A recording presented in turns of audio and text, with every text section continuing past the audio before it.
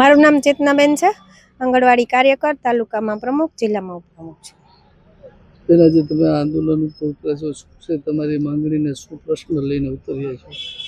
અમારી માંગણી તો આજે અમે 7 વર્ષથી આ લડીએ જ છીએ. માંગણી એ છે કે સરકારે હાઈકોર્ટમાં ચુકાદો આપેલો છે કે પગાર કાયમી અમે લઘુત્તમ વેતન આપવું કાયમી કરવા, અને 24,800 ને 20,300 એ રીતે પગાર નક્કી કરેલા છે વર્કર હેલ્પરના.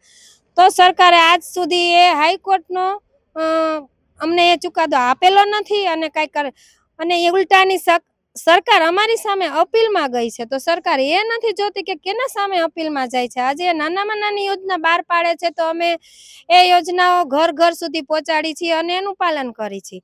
બીજા નંબરમાં જે સરકારે મોબાઈલનો વાયદો કરેલો હતો તે મોબાઈલ પણ આજ સુધી આપેલા નથી, અને આજ સુધી અમે અમારા ઘરના મોબાઈલમાં કામગીરી કરીને અમારા આંગણવાડી અને બાળકોના પૂરક પોષણથી એનું કામ કરીએ છીએ અને બાળકોને વંચિત પણ રાખ્યા નથી.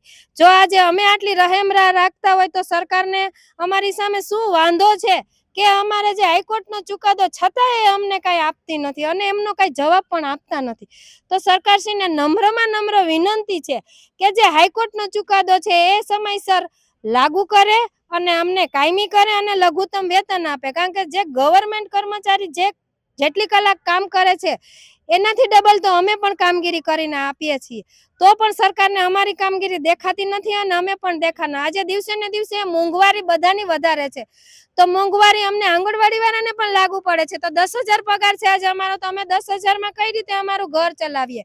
ઉલટાનું જે આંગણવાડીમાં મરી મસાલા જે બાળકોને પૂરક પોષણ આપી છે એમાં વપરાય છે, એ પણ અમે અમારા ઘરના પૈસા 10,000 પગારમાંથી રોકાણ કરીને અમે ચલાવીએ છીએ.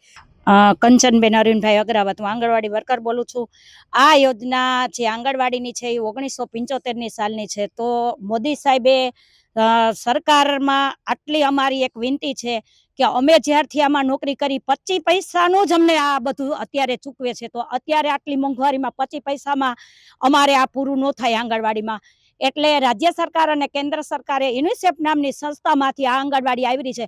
તો જો એને અમને નર્સરીમાં ગણ્યા હોય તો અમને અમારું વેતન અને અમારા જે કાંઈ આ ભાવ વધારા, જે કાંઈ આંગણવાડીની અંદર અમે પૂરક પોષણ આપી, આ બધાનું અમને પૂરેપૂરો હક આપવો પડે છે.